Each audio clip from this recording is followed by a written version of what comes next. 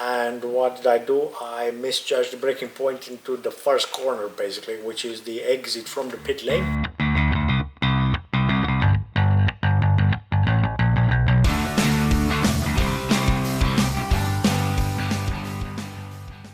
Hello everyone and welcome back. My name is Chip and I'm the racing driver of the 1961 Jaguar E-Type fixed head. It was originally built in December 1961 and delivered to Canada. It was later imported back into the motherland, into the UK, where eventually it's found its way to the racing line. Another part of our strategy to do with the race was the driver's lineup, and this is a very important aspect and exciting. Who's going to be in the car and who's not going to be in the car? So we have three potential drivers into the car, one of them being myself, and that was an easy option. The second driver is the man that helped us from the very beginning with the development of the car, the testing of it. He spent a couple of nights actually in the garage working on the car, and generally all around fantastic guy, and that is Grant Williams. He was the second driver in the car.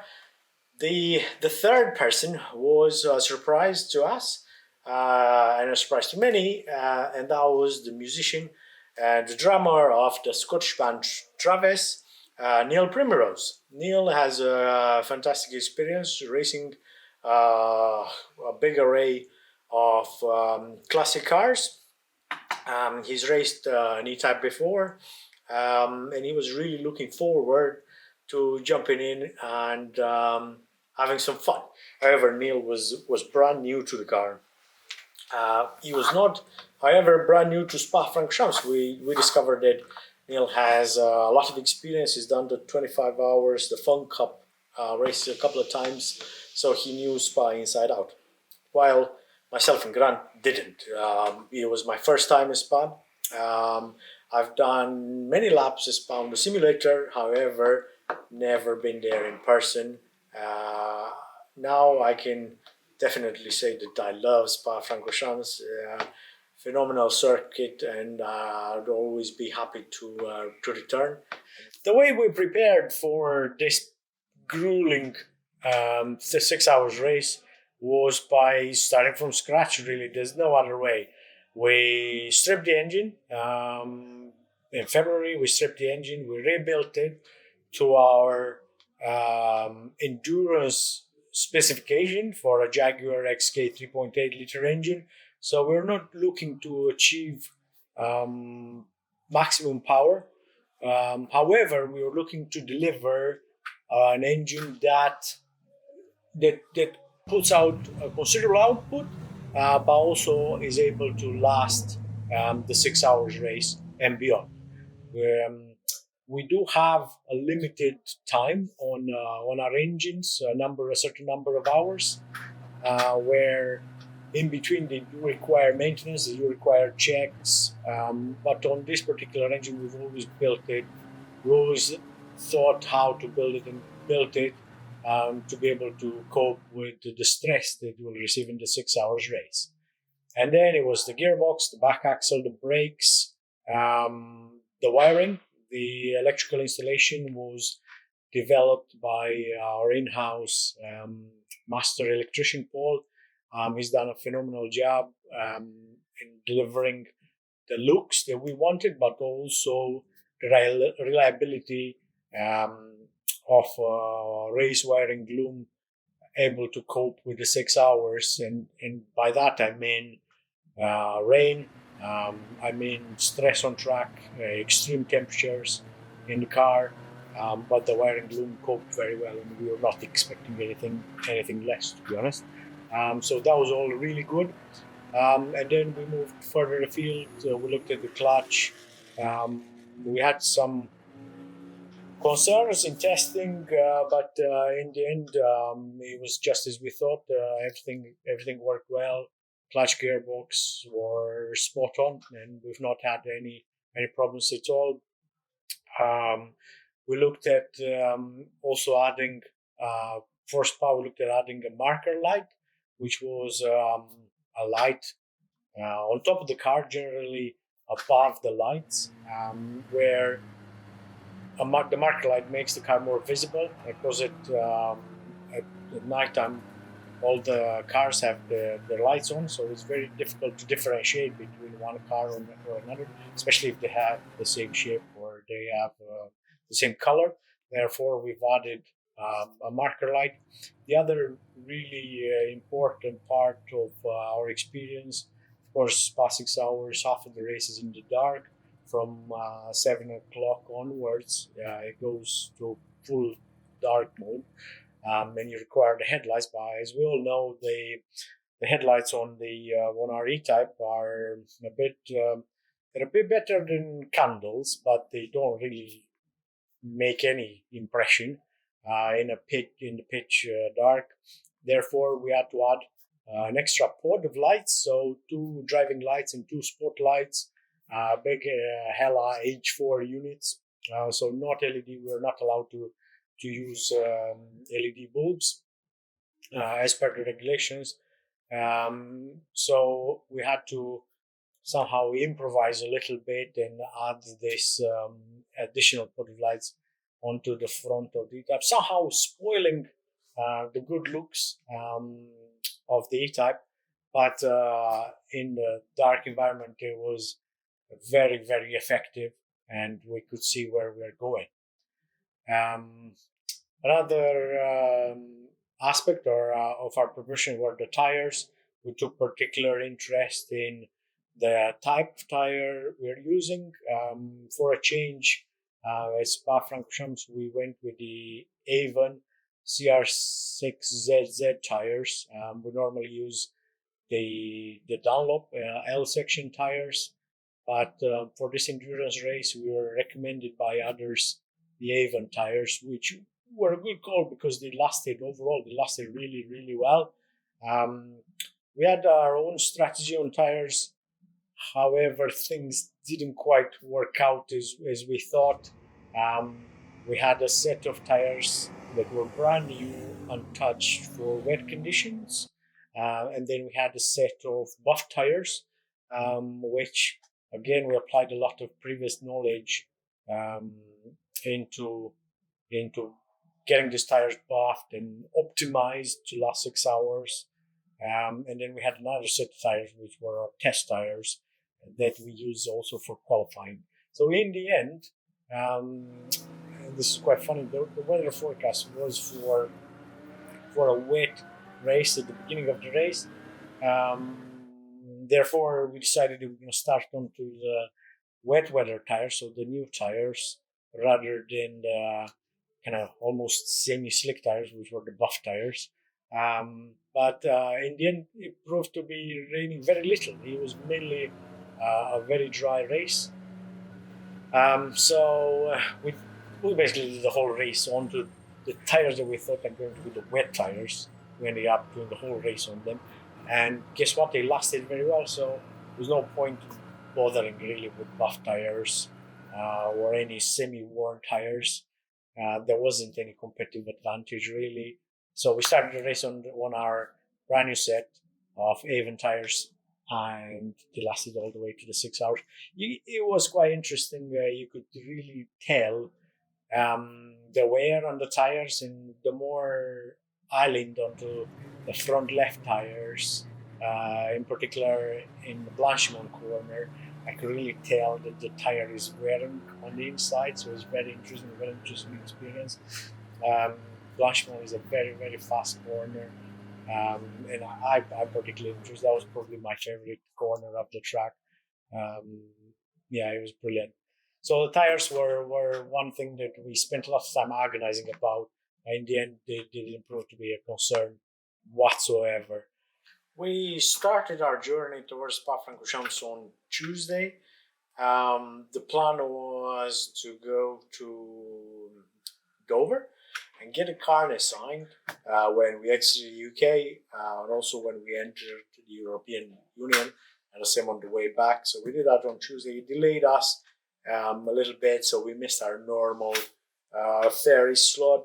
but we were able to pick up on to the next one, and we got to Spa only about 10 p.m., so a bit later than we thought, but still in good time to offload everything from the van and trailer, put the car in the garage, and basically get ready for the next day. The car was on the button, ready to go out into testing on Wednesday, and so we did. We had 3 1-hour sessions on Wednesday, 3 sessions where we were aiming not only for the drivers to get familiar with the track, but also for Neil in particular to get used to the car. It was the first time he actually drove the car, and although he had a few wobbles getting into the first gear and just getting hold of the clutch, ultimately he did very well and he was very happy. He was a bit unlucky with the red flags, and this is something we noticed pretty much throughout the weekend. If anybody from our team was unlucky with the flags, that was Neil. He was either getting red flags in testing or in qualifying. So a few issues there that really were nothing to do with us. However, a bit unlucky. Grant and I were already very familiar with the car, so we had no problems getting in. I found first time going around the track quite emotional. For me, it was a big achievement to get to race. The 6 hours race personally was a dream come true. So on Wednesday we did testing. On Thursday, and on Friday we had scheduled a 1-hour qualifying sessions. Both were at night, so in both sessions we had to get used to the additional lights and the lack of visibility. It was for some of us, it was the first time racing at night, in particular for myself, which I found it to be quite hard for a start.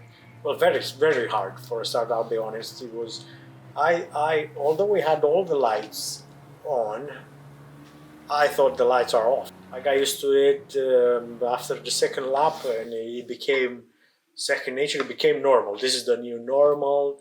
I'm just gonna just keep going, and I was getting more and more confident. The difficult part was finding the breaking point in the daylight, where you see marks, you see landmarks around, you see signs around, you see a patch of grass or a curb.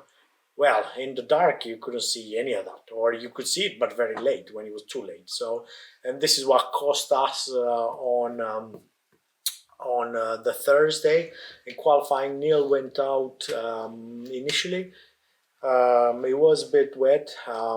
He went out, he did his laps, and he set good lap time, a respectable lap time. However, I went out after him at the middle of the session, and what did I do? I misjudged the braking point into the first corner, basically, which is the exit from the pit lane. Silly, I know. And I ended up on the track. So normally a Spa, and as the pit exit goes round from the new pits, the Formula One pits, down the hill and past the old pits, there's that 120-degree corner. Well, there, because of I was still getting used to the lights and the speed, I went too fast, and I realized soon enough that there's no chance I'm gonna stop. So there was a big opening into the pit lane, and I took it, and I ended up on the track. Luckily, there was nobody there, so no GT40s screaming around the corner that I had an argument with. None of that. So it was an empty track. I went on the track. I realized at the time, I knew that I did something wrong, but there was no way I could go back or apologize or anything like that. So I just kept going. But what happened with that deleted my best lap time, and it also deleted Neil's best time, which was the fastest time into the session. So I am sorry for that, Neil. I did say it at the time, so rookie mistake. But we learned from that, and we moved on. And on Friday into the qualifying session, it was supposed to be Grant's time to impress with his speed, and so he did. He was unbelievably fast. He finished 16th overall, against a lot of GT40, so which are predominantly the fastest car in that race. And I don't mean the fastest car; I mean the fastest car by miles. They are like 20 seconds per lap faster than we are in the E-Type.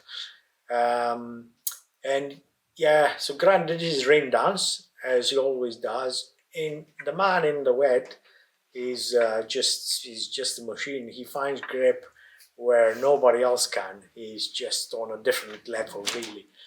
In the wet, so confident and so careful with the car.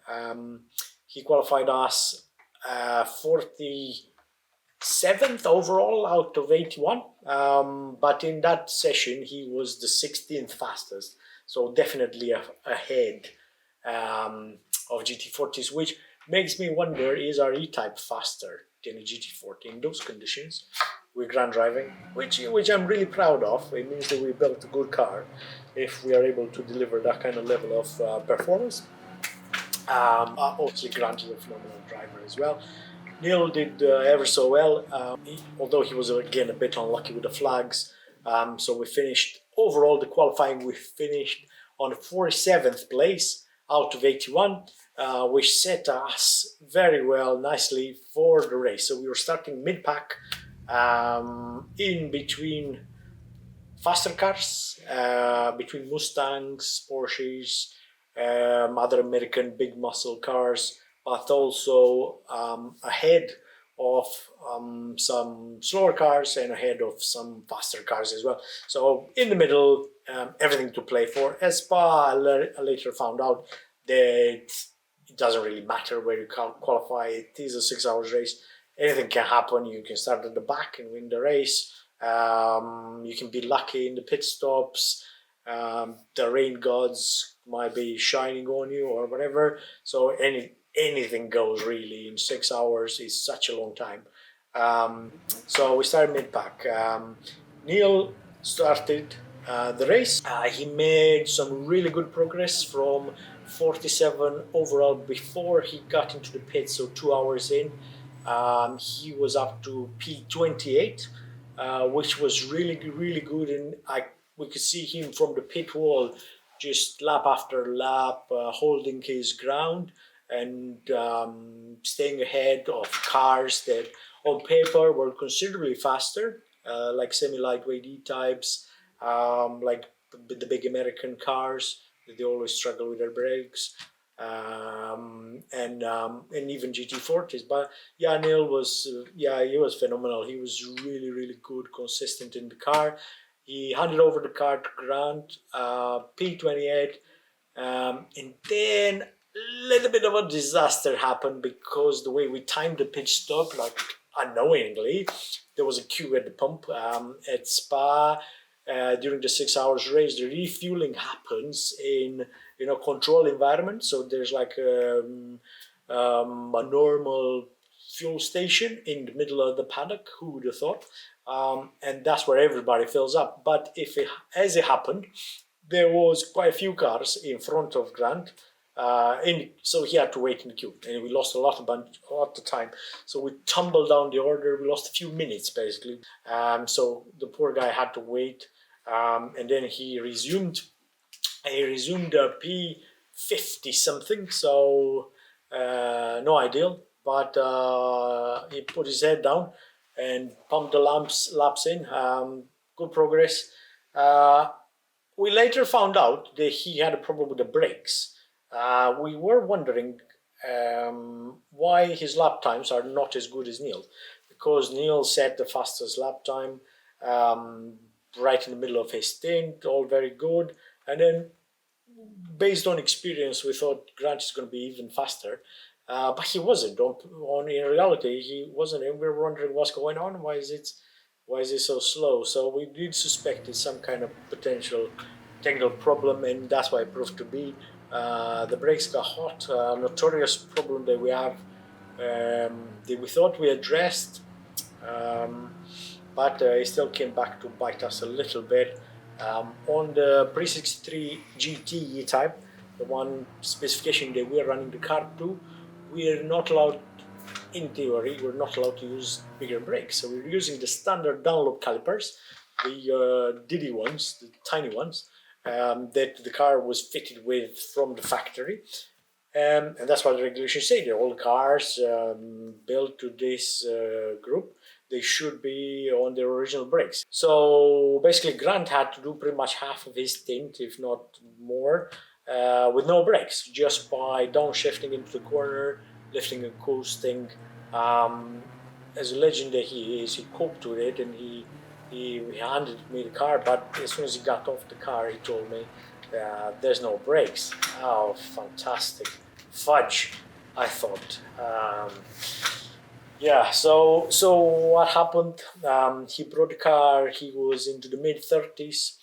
So made up some ground, not as much as we thought, but obviously there was a big problem. Made up some ground, handed me the car. Our chief mechanic, Mick, basically jumped under the car and started bleeding the brakes. It's very important to have good mechanics around that know the car, but also have a lot of common sense. So he managed to get the brakes bled, topped up the brake fluid. It was again a very effective pit stop. Everybody jumped in and did what they had to do. We have signed the rules of the pit stop from the beginning, so everybody knew what they're doing. We've already rehearsed it now because we were on the second pit stop. So the pit stop went well with a certain problem. So I did one lap. I didn't miss the exit this time, so that was all good. But it didn't have any power. I was putting my foot down, and really there was not much happening. So I was really crawling during my first lap of the race. So I did one lap, and I came back into the pits to find out that there's either a carburation problem that appears when fuel evaporates from the carburetors. The Grant suspected. He said that it will just drive through it, but that was not the real problem. It proves that the handbrake was on. Yeah, the handbrake was on. So we have a hydraulic handbrake onto the Race E-Type, and it proves that when we lifted the car up first time around to bleed the brakes, we've also put the handbrake on to make sure the rear wheels are not turning. So yeah, the handbrake was on. I couldn't. I when I was driving the car for the first lap, I did think the handbrake might be on, but I couldn't pull over to release the handbrake. So I just came back into the pits, and then we figured it out, and off I went. And that was it. That was really. I mean, other than that, I enjoyed myself during the stint. It was slightly less than 2 hours because all the faffing we did with the problems we had. But again, the same thing happened where I was driving into the dark with the headlights on, and I felt like there's not enough light. By later, it became normal and accepted it. And at the end of the race, I loved it. I would have stayed in the car for another 2 hours if I could. Fuel would have allowed it, but in the last two laps, the race got a red flag. There was an accident in front of us, and I actually got a big wobble. There was oil or something greasy on track that it almost put me into a spin, but no other problems. The GT40s were flying past with their headlights into the mirror. But yeah, it was really good. I was overtaking cars on track, and overall a phenomenal experience. I would encourage anybody that's into classic racing to sample the Spa 6 Hours. It's probably the hardest race for a pre-66 car on the planet. There's such a big array of cars and such a difference in speed and reaction times from drivers. We very much enjoyed. We finished the race overall on the 41st position, and first in our class, which we're delighted with. Being the first time we're attempting to do this race and to finish it with the car was untouched. It was really good. Another funny thing that happened during the race, I just remember, is that Grant was having a good battle without much brakes. He was having a good battle trying to overtake a Porsche 911, and he's been behind it for a few laps, and he was struggling overtake him. And from what he was describing, he got on the inside of the pit lane and he actually touched somebody else's pit board, which puts a little bit of a scuff onto our front wing. But he did manage to get through the Porsche and he enjoyed his stint, although struggling with the brakes. And on that bombshell, I hope you really enjoyed our racing adventure. Hope you can like and subscribe, leave us a comment. What did you like about it? What other races we should do maybe in the future? And I hope to see you on another video very soon.